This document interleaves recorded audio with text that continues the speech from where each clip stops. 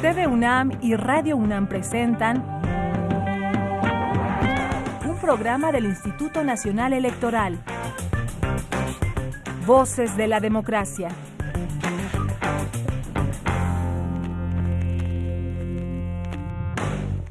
Es fundamental que los políticos tengan la moral presente, y pues la ética más o menos encierra todo lo que es la moral, ¿no? Está ligada a la propia política, la ética, porque si está separada de la ética, la política se vuelve se desvirtúa el concepto, nos volveremos salvajes. Todos los días tenemos la relación en duda, ¿no?, acerca de la ética, qué tanto deben de tener nuestros personajes políticos.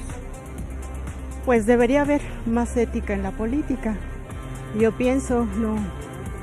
Políticos honestos no tenemos muchos. Yo pienso que si las cosas se hicieran derecho, como decimos, estaríamos todos mejor. Eso se lo debe preguntar a los políticos, no a mí, que no tienen nada de ética. De política a lo mejor saben, que no creo, pero de ética no tienen nada de ética.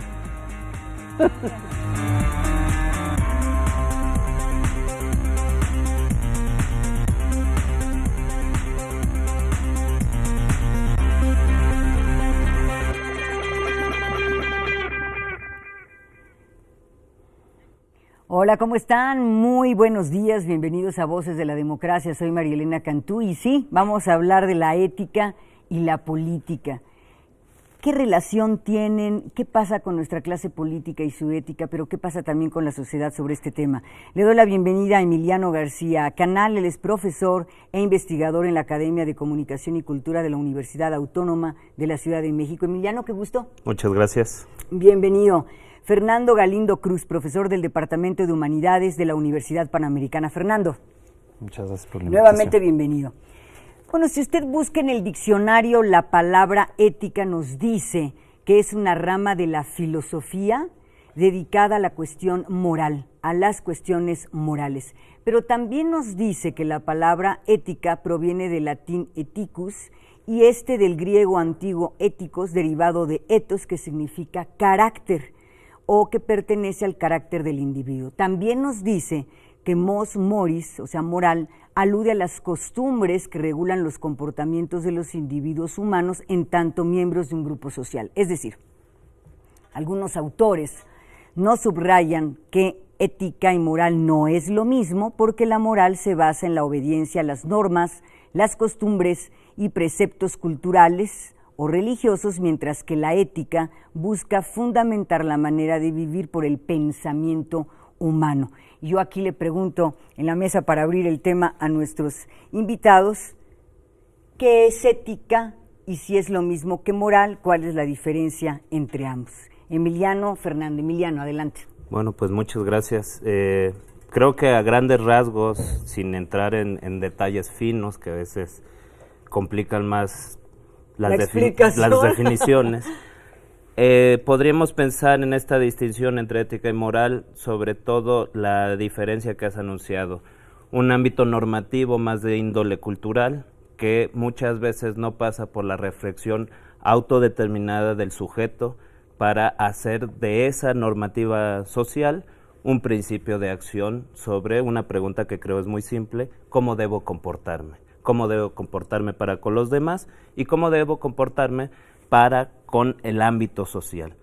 La diferencia que yo pondría es si el sujeto ha reflexionado sobre estos asuntos o si simplemente sigue la norma porque otros disponen cuáles son los caminos para seguir en el comportamiento. Pero digamos, básicamente la ética pertenece a la persona, al carácter, y lo moral a lo colectivo. Eso sería una definición posible, no necesariamente es la única, pero esto nos podría ayudar a empezar a entender la diferencia. Fernando, ¿tú cómo la ves? Sí, es una discusión abierta, muy interesante. En las últimas décadas ha habido muchos argumentos para decir si se deben distinguir o si son lo mismo, y el origen histórico que acabas de mencionar es también muy interesante, porque cuando Platón y Aristóteles comienzan reflexiones que llamaríamos nosotros ética, lo que están pensando es cómo me conviene a mí educar mi carácter o transformar mi carácter, ese es ethos como carácter, para que me vaya bien, básicamente. Y ahí es una especie de, como lo define un autor, hace poco lo leía, es una especie de egoísmo bien orientado, porque sí, el centro es que a mí me vaya bien, pero lo que se entiende por que me vaya bien no es meramente que tenga mucho dinero o que tenga mucho poder, es más una idea de desarrollo humano, mucho más en un sentido humanístico como el que nosotros conocemos. El problema es que ese tipo de reflexiones cuando Cicerón tiene que hacer la traducción de los textos éticos de estos autores al latín y explicárselas a los romanos, a sus compatriotas, no encuentra una palabra que corresponda a ethos. Y ethos, ese ethos griego, significa costumbre también, significa carácter pero también costumbre. Entonces Cicerón toma el segundo significado, el de costumbre, y entonces lo transforma en mor, y de ahí viene lo de moral. Por eso, al menos en el origen histórico, cuando se habla de moralidad, se refiere claramente a un sistema normativo más o menos formal, porque no tiene que estar siempre articulado en leyes, pero que sí va de la mano de una sanción. El ejemplo que a mí me gusta poner es el de la puntualidad. La puntualidad no es siempre está legislada. Quién es puntual o quién es impuntual en México, pues varía, ¿no? Y de nuestras nociones en México a las de otros países varía mucho. Pero está claro que si uno es impuntual, más allá de los márgenes de tolerancia de nuestra sociedad, va a recibir una sanción social. Lo dejan de invitar a las cenas o los amigos ya no le avisan porque ya saben que no llega a tiempo. Es decir, si hay una especie de normatividad, como decía Emiliano, que no siempre va de la mano de una formulación legal o de una sanción. Y por otro lado va orientado también, como decía Emiliano, a la convivencia con los demás. La ética también tiene, obviamente, muchísimo que ver con la convivencia con los demás, pero tiene en primera instancia que ver con cómo me educo. Es una formación personal. Es una formación personal que como te dicen, ¿de qué? ¿No? Dices, del carácter. ¿Pero qué es el carácter? El carácter es el modo de desear. Uno puede educar sus deseos, puede desear más o menos, lo vemos en nuestros antojos, cuando uno tiene mal educado el apetito, pues se le antojan siempre la comida chatarra, los cacahuates, todo lo que engorda y no hace bien. Y uno puede educar también sus afectos, sus sentimientos. Nosotros a los niños desde muy pequeños tratamos de educarlos para que no sean envidiosos, para que no sean coléricos, egoístas, y eso es una educación del carácter, que la idea es educa tu carácter para que te vaya bien, para que tengas un desarrollo. Es decir, no lo tenemos de manera natural, se adquiere, tanto digamos la costumbre social, la moralidad como la ética, nos preparamos para tal. Pues tenemos, de manera natural tenemos ciertas tendencias, pero no estamos terminados, por decirlo de alguna manera. Hace falta un proceso educativo, eso es lo que hacemos a nosotros, Emiliano y a mí nos toca la última parte de ese proceso en la universidad, que ya nos llegan muy mal. No, pero ya es la última parte, pero sí es un proceso educativo larguísimo, ¿no? Y que en el fondo nunca termina. Este tipo de esfuerzos, por ejemplo, tienen que ver con eso, tienen que ver con, vamos a seguir reflexionando al respecto y vamos viendo cómo nos conviene desarrollarnos para que a todos nos vaya mejor. Esa es una idea. Y sí, no, terminados no estamos. Si nos dejan ahí, pasa la buena de Dios, pues lo más probable es que nos hagamos pues como salvajes o piratas, no sé. Es un tema interesante lo que abordas, Fernando, y lo vamos a ir desmenuzando una vez que escuchemos y podamos observar el reportaje, porque Sabater dice eso. Todos nos portamos mal si nos dejan, de manera natural nos portaríamos mal, dice él. ¿Cómo estamos en materia de ética, en materia de moral, socialmente hablando en México y particularmente nuestra clase política? Vamos a nuestro reportaje porque hablaremos entonces de la ética política. Voces de la democracia.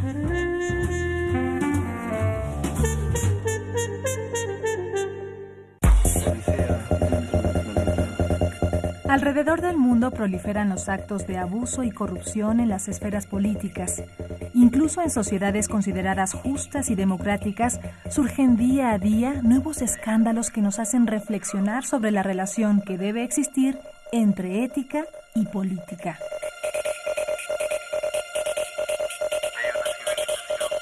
El tema, sin embargo, no es nuevo en absoluto y gira alrededor de dos posturas simples. Una sostiene que ni la moral ni la ética tienen aplicación en la política. No importan los medios, lo fundamental es obtener el poder y preservarlo. La otra, diametralmente opuesta, no puede concebir una sociedad que no se guíe por valores éticos como la igualdad y la justicia, la tolerancia y el respeto, la honestidad y la libertad. Esta última es la que suscriben las democracias y los estados modernos en general, pero no parece sencilla de alcanzar. La política es una actividad que se ejerce por las personas y como tal está regida por la moral individual en cuanto al bien y al mal. Pero no basta con esta limitante. Los estudiosos dicen que para hacer funcionar las instituciones, la ética política debe ser contemplada como una virtud colectiva y un código moral de actuación en general. Los valores éticos insertados en las personas que operan en el ámbito público y cultivados de manera adecuada coadyuvan a que la función pública sea más eficiente. De igual manera, ayudan a reivindicar la imagen del funcionario, del gobernante, del político y en general de aquellos que se encuentran al servicio público. Ningún gobierno tendrá verdadero éxito en la realización de sus objetivos si antes no integra la ética en la formación de su personal. El filósofo español Fernando Savater afirmó que los seres humanos hacemos todo el mal que nos dejan. En los países que eficazmente luchan contra la corrupción, la gente no se atreve a ser corrupta. Tendrán las mismas ganas de hacerlo que otros políticos, tendrán la tentación, pero no se atreven porque hay unos mecanismos que hacen que prácticamente sea muy difícil que alguien lo disfrute. En cambio, en los países donde es casi gratis ser corrupto, todo el mundo lo es. No es un asunto moral. Hay que crear instituciones que disuadan y que hagan que sea más dañina la corrupción que la honradez.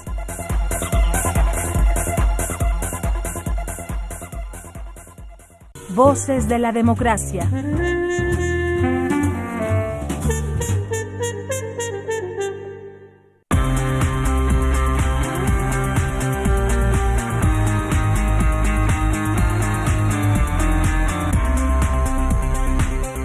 Estamos platicando con Emiliano García Canal, profesor e investigador en la Academia de Comunicación y Cultura de la Universidad Autónoma de la Ciudad de México, y con Fernando Galindo Cruz, profesor del Departamento de Humanidades de la Universidad Panamericana.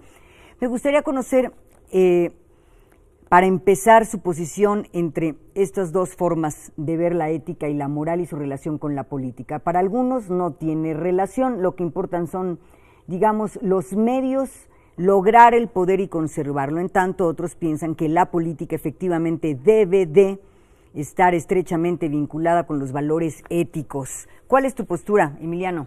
Bueno, habría que poder pensar el problema sobre todo en relación a una larga discusión medios-fines.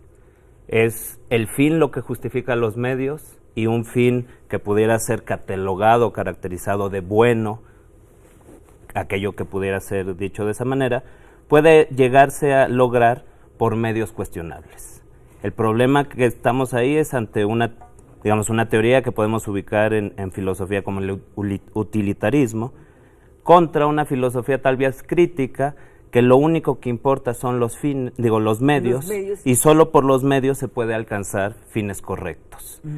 Estas dos posibilidades nos ponen en una circunstancia bastante conflictiva, porque tal vez, por un lado, para alcanzar fines correctos o deseados por la sociedad, necesitamos pasar por medios como podría ser la pregunta por la violencia, ¿no? Una pregunta ante la cual todo tipo de violencia tiene que ser catalogada como incorrecta, por más que los fines sean aquellos que estamos persiguiendo. Nos podríamos preguntar que entonces la guerra que se pudo hacer en los años 50 contra el nazismo era una guerra incorrecta, porque el medio era incorrecto. Porque el medio era la violencia para lograr la paz. Por el otro lado, los medios, pensando en términos kantianos, como no debe uno, bajo un criterio de poder actuar de tal manera que mi acción sea principio de acción universal de todos aquellos, yo no debería mentir aún cuando estuviera en peligro la vida de algún ser querido. Porque si yo me permito mentir bajo excepciones, cualquiera podría permitirse mentir bajo excepciones. Exactamente. Entonces, el problema es que en cualquiera de los dos postulados siempre vamos a encontrar la imposibilidad total de universalizar. Pues otra vez, no hay absolutos. No hay absolutos. Y menos en política. El asunto ahí es que en política habríamos de descubrir si podríamos establecer la distinción entre la política y lo político. Lo político como el modo en que los distintos ciudadanos, los distintos sujetos que conformamos este ámbito social, nos ponemos de acuerdo para cosas. Negociamos y establecemos a veces leyes, a veces normativas, que como bien decía Fernando, no están del todo pasadas a un código. Y en ese ámbito de lo político, las relaciones éticas, relaciones morales, podemos establecer su diferencia, como lo hacíamos hace un momento. Esas relaciones implican justamente mecanismos de negociación y mecanismos de puesta de acuerdo. Y en ese punto lo político es un espacio determinante para poder jugar los distintos espacios sociales. Lo político es necesario para que exista lo social, pero en ese ámbito lo político o lo que resulta de lo político va ofreciendo las condiciones normativas de lo moral y va exigiendo, y ahí creo que implica la producción del carácter inicia desde casi que se introduce el lenguaje en nuestro ser. Entonces no es algo que pueda determinarse en un momento específico, sino que es una larga data de experiencias. La formación del carácter implicaría la posibilidad de que nos detengamos o no a realizar cierto tipo de acciones por beneficio propio o por beneficio comunitario. Es decir, ¿qué busco? ¿Cuál es el fin que busco? ¿Lo busco para mí o busco para mí siempre y cuando lo comunitario esté presente? Y este es un asunto que a mi modo de ver pasa por una puesta de acuerdo político en términos educativos. ¿Qué tipo de sociedad queremos ser? De acuerdo. Y entonces, digamos, si te comprendo bien, lo político sí debe considerar lo ético y lo moral. ¿Cómo la ves tú, Fernando? Yo coincido con Emiliano. Me parece que hay dos problemas diferentes. Uno es, dice Emiliano con toda razón, que en la política es indispensable negociar. Y para negociar y para llegar a acuerdos, a veces uno tiene que ceder en lo que considera óptimo para obtener lo que es posible. Y eso está muy bien. Eso es esencial a cualquier democracia. El problema es cuando a partir de eso se dejan de respetar, o con el pretexto de la negociación, se asume que entonces no hay principios éticos. Está claro que cualquier político en México tiene límites en su negociación. Hay cosas que no puede hacer porque traicionaría principios básicos de respeto a la dignidad humana, de respeto a la pluralidad, a la democracia, al margen de si eso es conveniente para los avances a mediano plazo de su partido o de él mismo o de ella misma en una carrera política. Ese es un problema. Es cierto que hay negociación, pero no todo es negociable y tiene que haber, también se dice mucho, tiene que haber una base común de principios en los que las distintas opciones políticas no están en desacuerdo. Tienen que estar de acuerdo en el respeto a la legalidad, en la tolerancia, en la pluralidad, en el respeto a la dignidad de la persona, respeto a las libertades civiles, una serie de principios que no son negociables. Y luego eso va de la mano con otra discusión que es, hay una tendencia en muchos políticos de nuestro país a hablar de una especie, lo hacen pasar por una especie de madurez política, como grandes estadistas. Entonces te dicen, no, eso de la moral, pues es un árbol que da moras, no tiene nada que ver, esto es una cosa, aquí sabes que estamos en una cosa muy seria y no tiene lugar, la ética es para los niños, los jardines de niños y los cuentos de hadas, ¿no? Pero eso es una postura muy cínica y que yo creo que no es aceptable a veces cuando surgen los escándalos, el modo de justificarlos. Bueno, lo que cada quien haga en su vida privada es su problema, ¿no? Entonces te dicen, una cosa es la vida privada y otra cosa es la actuación pública, pero eso no es, a mí no me parece que eso sea coherente, porque nosotros como ciudadanos tenemos derecho a saber qué vicios privados tienen nuestros legisladores y si nos parecen vicios muy dañinos, como el vicio de pues no sé, la promiscuidad excesiva, el uso de que puede llevar a la trata de personas, ¿no? Esto que veíamos ahora el escándalo de los senadores que dicen, bueno, pues cada quien no. Si yo tengo legisladores que fomentan la prostitución, tengo buenos argumentos para decir que no me merezco esos legisladores y puedo elegir a alguien más. Tampoco es que somos millones de mexicanos y no es que nos falte gente, ¿no? Uno tiene derecho a saber cómo se comporta esa gente en su vida privada y si son déspotas, si son ostentosos, si son despilfarradores, si son violentos, pues podemos no elegirlos, ¿no? ¿Por qué tendríamos que elegir? Yo no quiero que ese señor haga una norma. Sí, ¿por qué tendría que elegir yo ¿con qué lo peor, ¿no? la va a hacer? Sí. ¿Cómo definiríamos entonces, cómo definen las democracias modernas, ética política? Bueno, habría que, a mi modo de ver, pensar que estamos esperando justamente de los representantes populares un tipo de actuación, como dice Fernando, un principio común, a veces, y habría que anunciarlo, difícil de establecer, vuelvo a insistir, como una suerte de ley. Estos son los principios que rigen para todos, independientemente de región del país, ¿no? Independientemente de estrato social, estos principios deben regir. Es decir, no rigen, a mi modo de ver, en términos a priorísticos, o podríamos decirlo con otra palabra para no caer en excesos filosóficos, no rigen como condiciones universales, sino rigen como condiciones sociales. Rigen como el tipo de acuerdo con independencia de la clase política que deseamos como sociedad, que no queremos permitir que ciertos actos sucedan.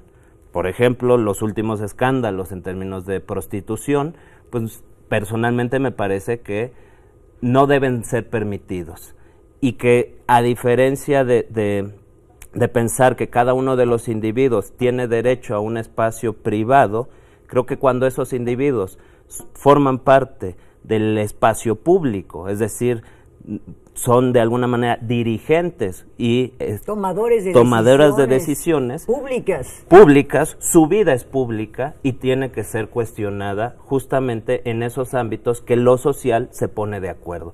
Lo que a mí me parece que no deberíamos de perder de vista como ciudadanos es que el ámbito de la política debe estar siempre restringido y cuestionado por lo que yo llamaría lo político, el espacio en donde todos y cada uno de nosotros vamos construyendo el tipo de sociedad que deseamos dejarle a nuestros hijos y a las futuras generaciones. Muy bien. Tu punto, Fernando, sobre ética política de acuerdo a las democracias modernas. Bueno, por una parte está cuál es la función de la política. Y si se entiende la política como una herramienta, una serie de procesos de generación de instituciones que nos deben servir para alcanzar el bien común, para alcanzar mejores condiciones de vida y de desarrollo humano en sentido amplio, no solo en sentido material o económico, en sentido amplio para todos, entonces hay una ética imbuida en la política. Hay ciertos comportamientos que no contribuyen a eso. Yo sí creo que es muy importante lo que dice Emiliano, que es eso probablemente no se pueda legislar a detalle. Porque entonces podríamos caer en una especie de persecución moral muy extraña, ¿no? Usted bebió de más en una ocasión, o tuvo ahí una aventurilla con una amiga, o no sé. Eso, yo entiendo que eso no se puede legislar a mucho detalle, pero sí entiendo que hay excesos que no se deben de tolerar. Porque, primero, porque sí juegan un rol ejemplar. Segundo, porque tienen en sus manos toma de decisiones que nos afectan a todos. Y sí podemos exigir de nuestros políticos una cierta calidad moral. Es muy difícil pensar que alguien que no respeta no sé, a algunas mujeres en el modo en que se conduce con ellas, ¿no? Si pensemos en un legislador golpeador que llegue a su casa y le pegue a su mujer. Que abuse de las becarias del Congreso, no sé. Es muy difícil pensar que una persona así luego va a ser una legislación que en serio proteja y atienda las necesidades de las mujeres en el país. Es ridículo, ¿no? Si no lo vive, ¿cómo lo va a hacer? Dicen el buen juez por su casa empieza, también el buen legislador por su casa debe empezar también. Nos dice Sabater, es que este no es un asunto moral, se trata de crear instituciones. ¿Qué mecanismos jurídicos, morales, éticos tienen democracias, por ejemplo, como la de Dinamarca, que siempre aparece en los primeros lugares de actos de corrupción o de percepción baja de la corrupción, mientras en otros países hemos visto que los escándalos, pues digamos que involucran a la izquierda, a la derecha, al centro, a las monarquías, a las repúblicas? ¿Qué hace que unos estén mejor posicionados que otros? ¿Cuál es tu punto allí, Emiliano? ¿Cuáles son las herramientas de los daneses frente pues, a otras, digamos, democracias que adolecen de la ética y la... Solo puedo en gran medida interpretar, desconozco con qué instrumentos se mide y cuáles son las metodologías de medición, pero creo que esto es importante de nombrar. Si nosotros pensamos que cuando hablamos de estadísticas y hablamos de que ciertos estados-nación se desenvuelven de cierta manera y logramos una jerarquía cuantitativa más que cualitativa, lo que estamos haciendo es un sistema de medición sobre algunos patrones de conducta y algunas formas de eventos repetidos. Aquí parecería que entonces, por ejemplo, la corrupción pasa si y solo si hay dinero de por medio o hay ejercicio de poder. Lo que de pronto podríamos pensar en qué medida un país como el nuestro, tan grande, con tantas problemáticas, versus un país más pequeño, con una población más acotada, más organizada dentro de unas instituciones que sí pueden dar cabida a sus ciudadanos, en qué medida muchos ciudadanos, por ejemplo, de nuestro país, para alcanzar un servicio médico, ya no digamos de un gran hospital, sino un servicio médico que brinda el Estado, a veces necesitan recurrir al amigo. A la tranza también. Ni siquiera puede, yo lo pondría en cuestión, ¿sería la tranza o sería, oye, estoy muy enfermo, tú conoces al médico, me pueden pasar más adelante en la cola porque si no voy a estar 4 meses y para dentro de 4 meses mi cáncer avanzó? Es decir, ¿qué es lo que estamos midiendo y bajo qué características estamos midiendo que un país como Dinamarca, con un alto porcentaje de recaudación fiscal, con una población pequeña, pueda ofrecerle a toda su población las condiciones para no romper los mecanismos de legalidad contra un país que, si bien tenemos los grandes escándalos en donde aparecen miles de dólares por aquí y por allá, o aparecen la trata de blancas, o aparecen los distintos mecanismos que podemos llamar claramente corrupción, y otros en donde solemos tolerar ciertos actos que habría que llamarlos de corrupción bajo la normativa legal, pero que sin esos actos sabemos que la estructura institucional se quiebra. Bueno, entonces estamos hablando aquí de instituciones, estamos hablando de normas de la ética y de la moral también, que digamos juegan un papel clave para que países como Dinamarca no tengan los problemas de corrupción. O, no sé, hablo de Suecia, algunos países que les va mucho mejor en esta materia que a otros, incluyendo a México. ¿Tú coincides? ¿Con qué juegan en otros países para, digamos, acotar la corrupción? Yo pienso que el problema de corrupción es un problema mundial, global, ¿no? Se ve, por ejemplo, en el ámbito financiero. Nos encontramos con manejos y excesos de personas de cualquier parte del mundo. No creo que es una cosa genética nuestra o racial o no sé. Ingleses, alemanes, chinos, japoneses, y si uno se pone españoles. a rascar, pues hay igual escándalos de corrupción en China y en Francia y seguramente en Dinamarca, en Alemania, yo sé que los hay. ¿Qué juega ahí? Lo que mencionaba Emiliano, ¿el dinero es un factor parece que fundamental? Emiliano tiene razón en una cosa que suena, no es como muy amable decirlo, pero es cierto. No es lo mismo promover la transparencia y la legalidad en un país tan pequeño como Dinamarca, que es como el tamaño de Colima, y con esa población y con esa homogeneidad histórica, a promoverlo en un país inmenso como el nuestro. Nosotros, para eso nos serviría mucho más ver cómo le hacen en Francia, que son más parecidos a nosotros, cómo no le hacen en Italia, o sea, ver qué hacen en Italia y no hacer lo contrario, cómo le hacen en Estados Unidos, donde hay una lucha contra la corrupción frontal. Sí creo que hay condiciones históricas nuestras que nos predisponen a la corrupción, que tiene que ver con nuestra herencia cultural, tanto nuestra herencia indígena como nuestra herencia hispana, que ninguno de los dos ámbitos culturales se caracterizaban por el odio a la corrupción, por decirlo de alguna manera. También creo que sí tiene que ver, decía ahora Emiliano, decía, bueno, pues es que el amigo y eso, pues sí, nosotros somos de un carácter de amiguismos y de cuates, y que tiene un lado muy bueno. Sí, a mí no me parece, nuestra sociabilidad natural Me parece que es algo bueno, que sí, en cierto sentido se presta para la corrupción, también porque en efecto nuestras estructuras son deficientes, ¿no? Decía hace poco un amigo, decía, bueno, es que en este país todo es un privilegio. Entonces, si la atención médica es un privilegio, si que el hecho de que logres inscribir a tus hijos a la escuela es un privilegio, y para eso tienes que aceitar la maquinaria, como dicen, sacar la cartilla a tiempo es un privilegio, pues te estás abriendo las puertas a la corrupción. Y también creo que Emiliano tiene razón en una cosa que dice, somos demasiado tolerantes con los escándalos, con el cinismo político. Es increíble que aquí pongamos una lista enorme de escándalos en los últimos 20 años y todo el mundo sobrevive, ¿no?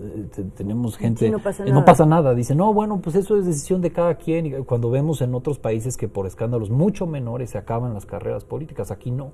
Aquí prácticamente puedes hacer lo que quieras y desapareces y luego vuelves a las andadas. Es decir, como dice Sabater, dice, en los países en donde es casi gratis ser corrupto, todo el mundo lo es. Entonces sería, digamos, el caso de México, es laxo en materia de corrupción. Yo te preguntaría esto, Emiliano, y lo sumo a otra pregunta, ¿qué tan arraigado está? Platicábamos antes de comenzar el programa este término de carrancear. Estamos hablando de las primeras décadas del siglo XX. Carrancear era como un sinónimo de robar, de transar. ¿Qué tan viejo es en México esto? ¿Qué tan arraigado está? ¿Es parte de la cultura, Emiliano? ¿Qué? Mira, yo realmente a veces me preocupa cuando, en términos de lo histórico, esencializamos formas de existencia. Y me preocupa porque de pronto, intentando hacer el símil, es muy común que digamos los mexicanos somos los mexicanos, por ejemplo, en el fútbol somos ratoneros, somos corruptos. Y una cosa que habría que pensar es, si bien históricamente podemos perseguir ciertos actos de corrupción, habría que pensar si eso nos define como sujetos nacionales o si justamente como somos sujetos críticos y como somos sujetos históricos, podemos construir las condiciones de otra cosa. El problema en términos filosóficos deriva en un problema político e incluso existencial. Si los mexicanos somos, entonces creo que no tiene sentido ni siquiera que lo platiquemos, porque así somos y así seremos. Cuando universalizamos las condiciones, en este caso culturales, no nos estamos permitiendo la posibilidad de su transformación. Sí, del cambio. Del cambio.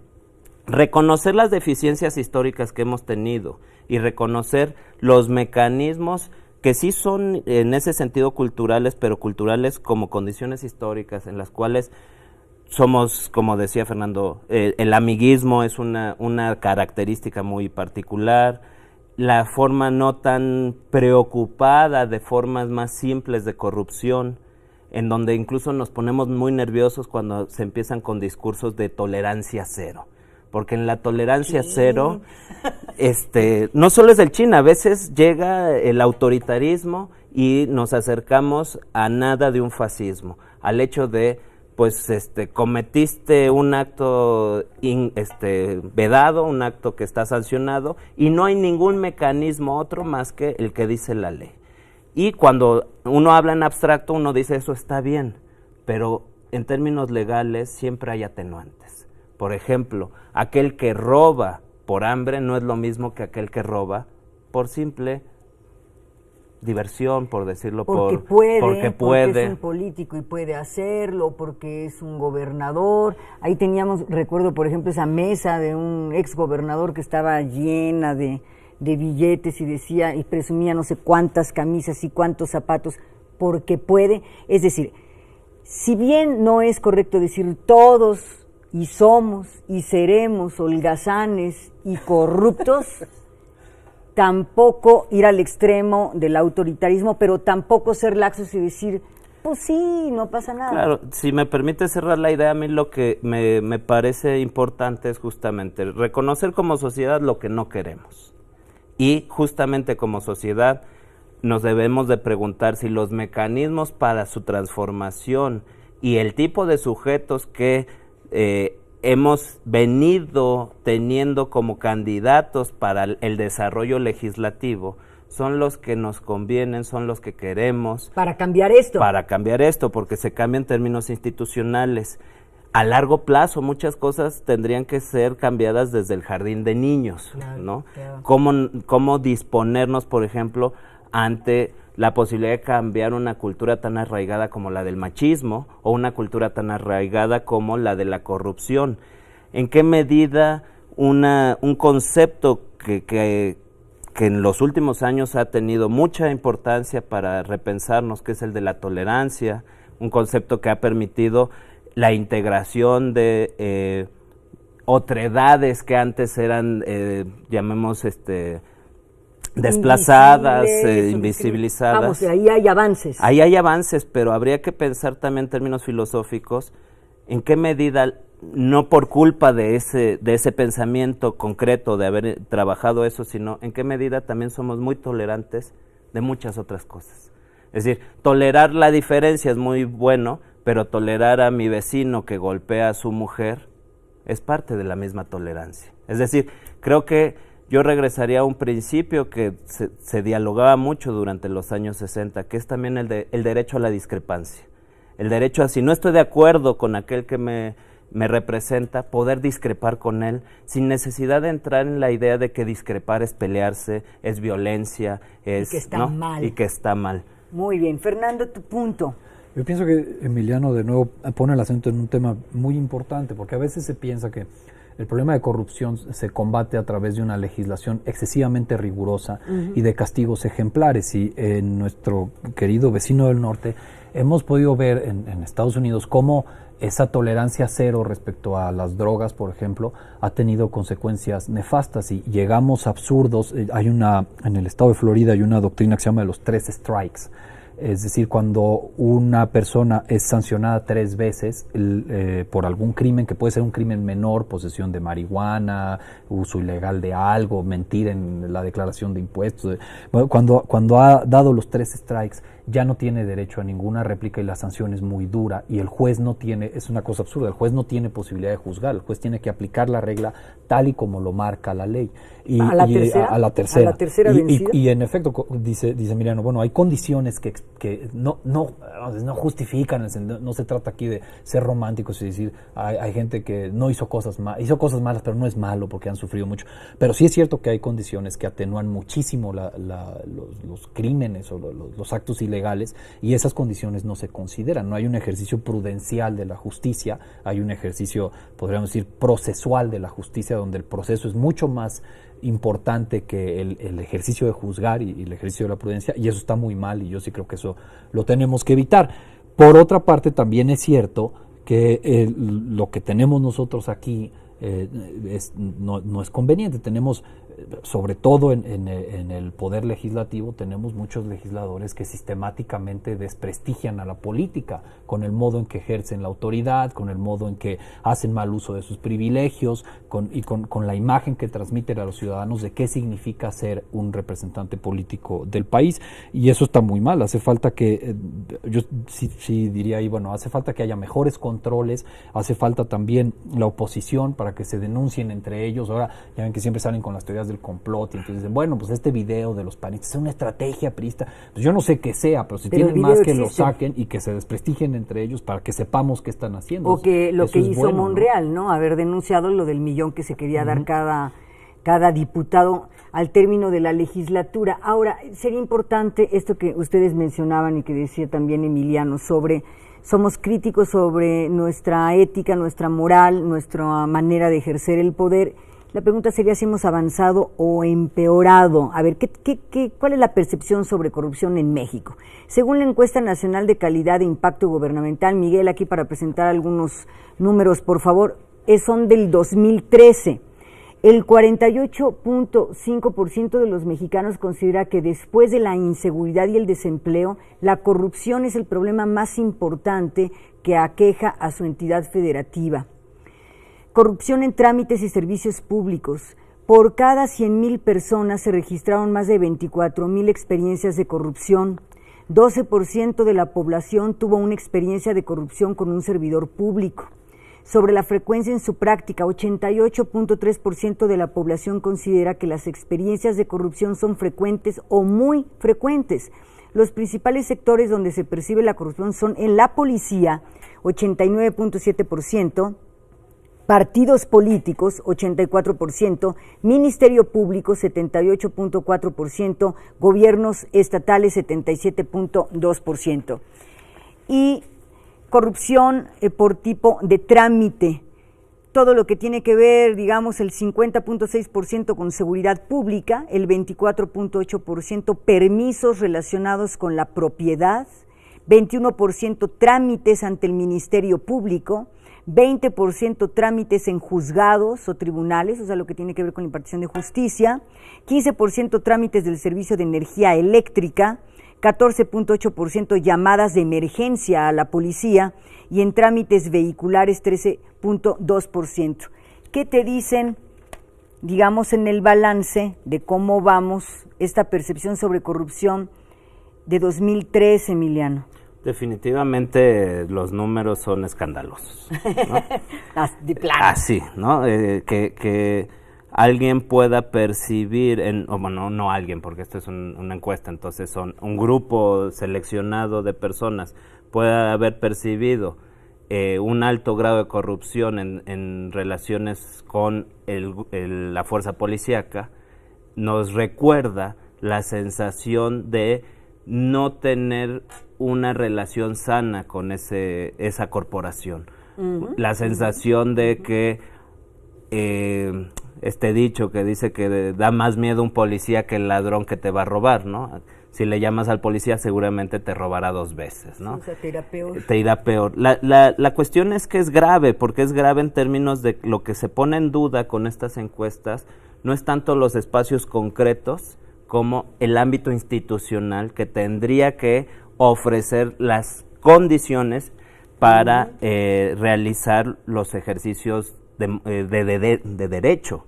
Es decir, si yo tengo derecho a la seguridad, ¿por qué le voy a tener miedo a quien la imparte? O le pago un extra para que realmente la imparta, o para que la imparta a mi beneficio, porque ahí yo pondría un caso, es que también cuando uno va a la casuística a veces es interesante en términos de las cualidades. El sujeto paga porque sabe que si no paga, por ahí el otro sí paga, y en un caso judicial uno estaría deseando que la institución funcionara con independencia, pero hay casos en los que sabemos que aquel que no paga, la justicia no se le va a otorgar, ¿no? Y pueden ser cosas muy simples, como hubo un choque en una avenida y se solicita que vaya el perito, y es la obligación del perito ir a determinar quién tuvo la culpa, pero si no pagas, el perito no va. Así es. Y así, tan. Entonces, en aras de solucionar tus problemas, en aras de salir rápido, en aras de llegar a tu casa después de haber chocado, es que cuando vemos estas condiciones, uno esperaría que la institución se pusiera en orden. ¿Cómo poner en orden la institución? Ahí es donde creo que el problema es más grave, porque a veces pienso que todo el problema de la corrupción la manejamos sobre todo en términos individuales. Yo éticamente me pongo en contra de entrarle a la corrupción, y si todos nos sumamos, la corrupción se desaparece. Y sin embargo, en la vida cotidiana, muchas cosas no se solucionan sin esos grados, a veces mínimos, de tranza o de solicitar favores, porque si no, no se solucionan. Y con esto no lo justifico, simplemente intento hacer una analítica de la realidad social e institucional en la que vivimos, ¿no?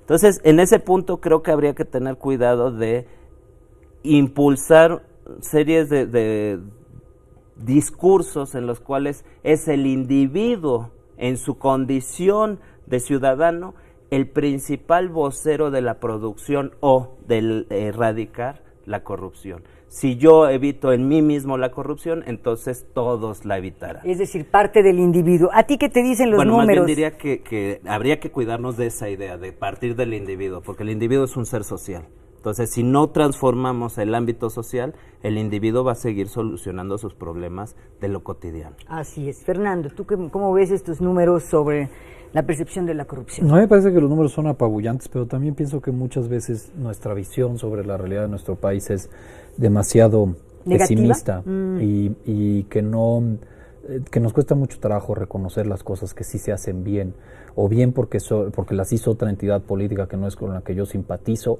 o bien porque no estamos informados respecto a los avances, no estamos suficientemente informados. En eso hay una responsabilidad común de la ciudadanía que no se informa y de los medios que informan tan mal, ¿no? Donde los asuntos de seguridad nacional son las historias de las artistas y de los actores de las telenovelas, ¿no?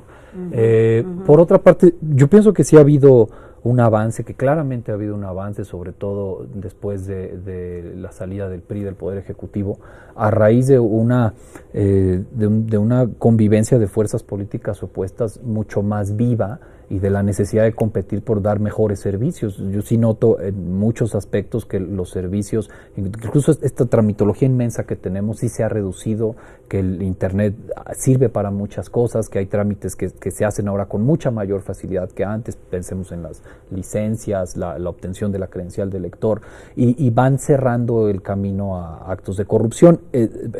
Por supuesto, falta mucho por hacer, y en eso coincido que hay dos graves problemas. Uno es que luego nuestras leyes son malas, ¿no?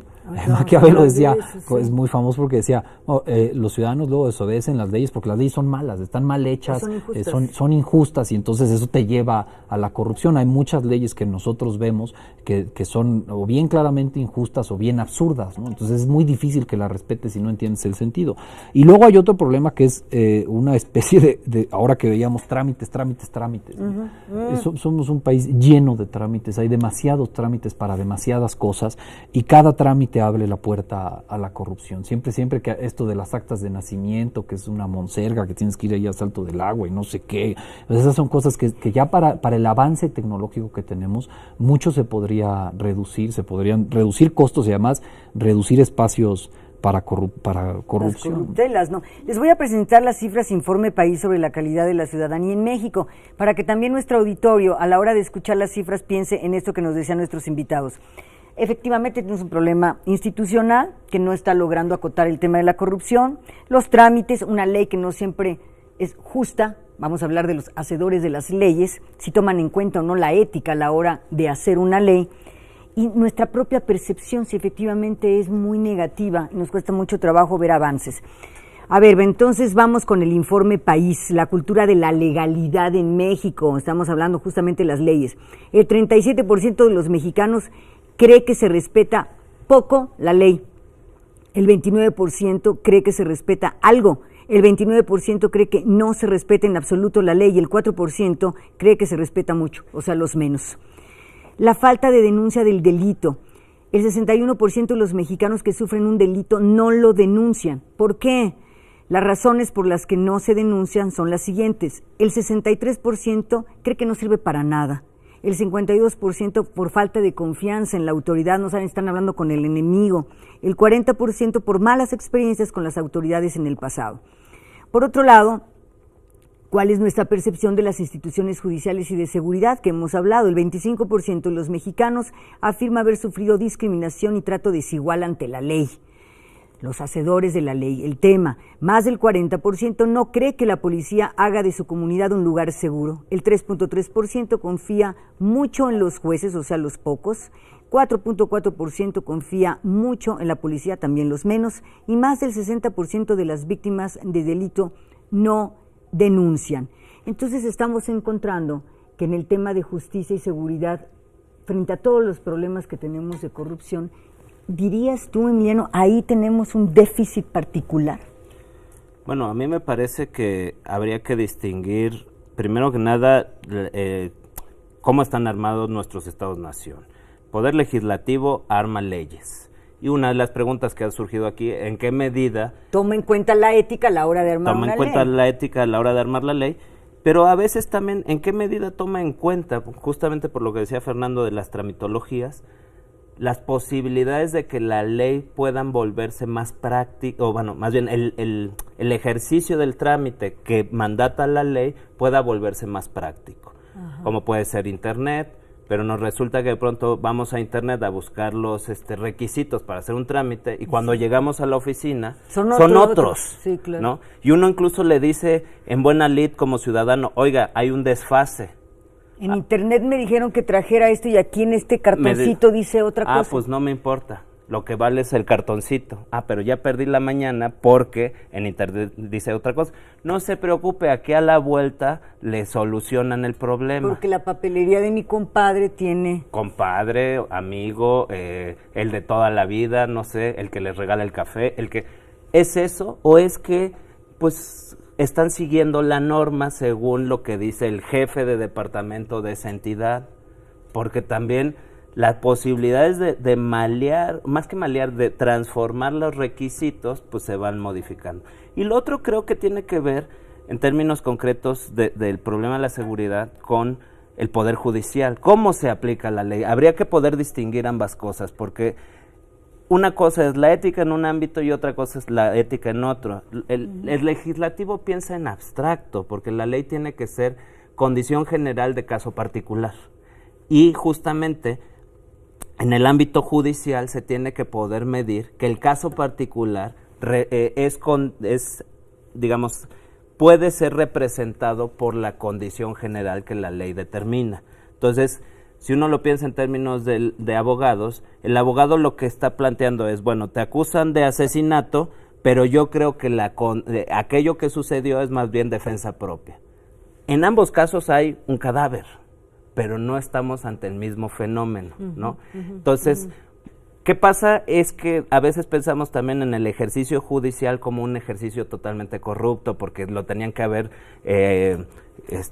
declarado culpable de esto y sin embargo salió por aquella otra circunstancia. O lo contrario, lo declararon culpable cuando lo hizo en defensa propia. Y aquí tenemos un problema también de ejercicio de la ley, pero es un problema que se resolverá mucho en tanto se pueda disminuir los ámbitos de corrupción, pero hay una cuestión en la encuesta que me llama la atención, 40%, si no recuerdo mal, percibe un trato discriminatorio del ejercicio de la ley. 25% de los mexicanos afirman haber sufrido discriminación y trato desigual ante la ley. Me parece muy alto, cuando se supone que la ley debe ser igual para todos, ¿no?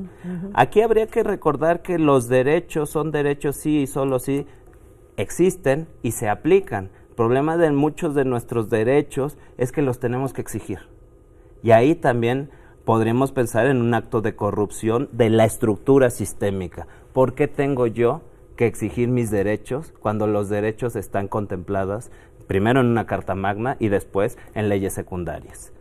¿Por qué yo tengo que recordarle al funcionario que tengo derechos?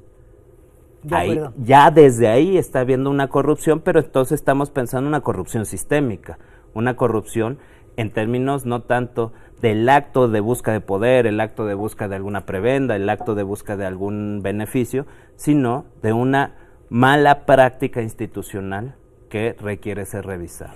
Ahí está. Entonces vamos a acercarnos, Fernando, hacia las conclusiones. ¿Cómo hacemos para resolver esto que hemos hablado a lo largo del programa? Es decir, ¿cómo alimentamos la ética política, cómo alimentamos también que sea parte de nuestra cultura, hablar de principios éticos, cómo acorralamos, acotamos la corrupción?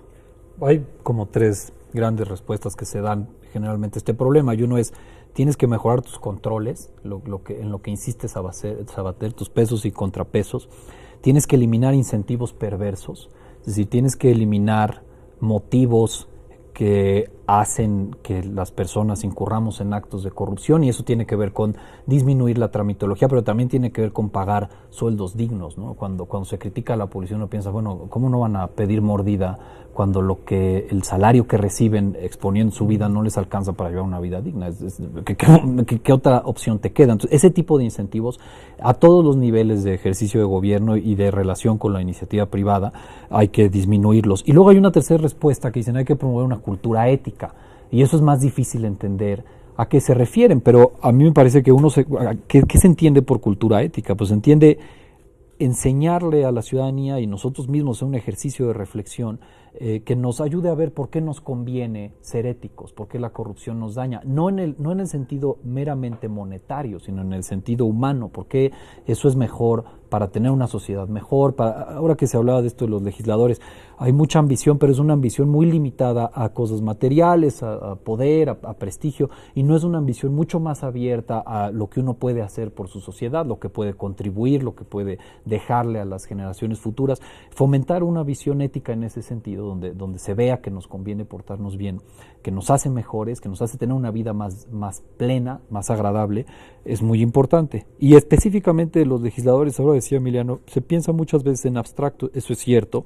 También es cierto que hay una gran distancia, hay demasiada distancia entre muchos políticos poderosos y la ciudadanía. Viven en mundos completamente distintos, en parte por los sueldos, en parte por la gente de la que se han rodeado, en parte por la nefasta influencia del marketing político, y esa distancia hay que disminuirla, ¿no? Ya veremos cómo mejorarían las condiciones de tráfico en la Ciudad de México, en el metro y en el pecero y en el camión, si los legisladores utilizaran ese tipo de medios, ¿no? Y se acercaran exactamente no se puede más, a la realidad de todos los demás. Para cerrar, en un minuto que nos queda, Emiliano, efectivamente, ¿por qué nos conviene tomar los principios éticos, vivir la ética? Yo creo que Fernando ha puesto el punto en una cuestión muy, muy importante.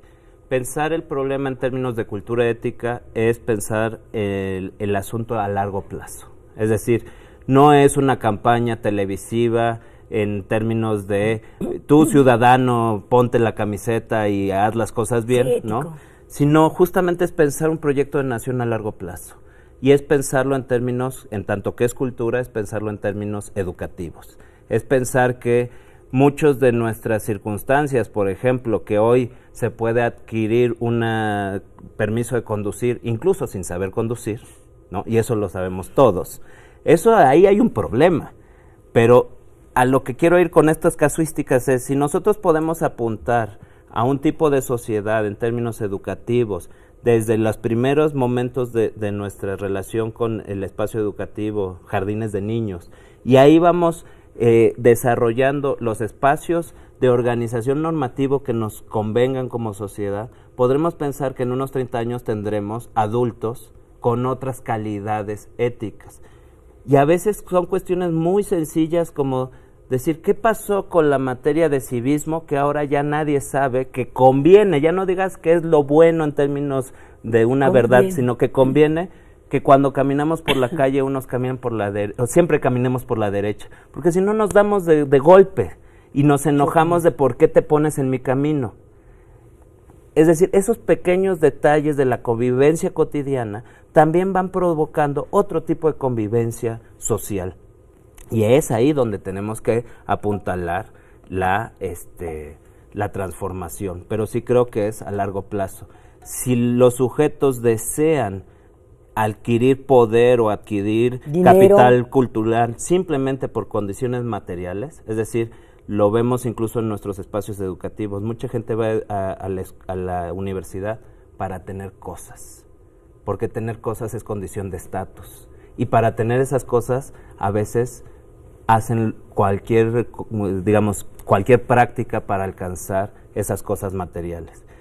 Es todo un trabajo transformar ese pensamiento, es decir, usted debería venir a la universidad para adquirir capacidades, para adquirir saberes, para transformarse en términos humanos, como planteaba Fernando.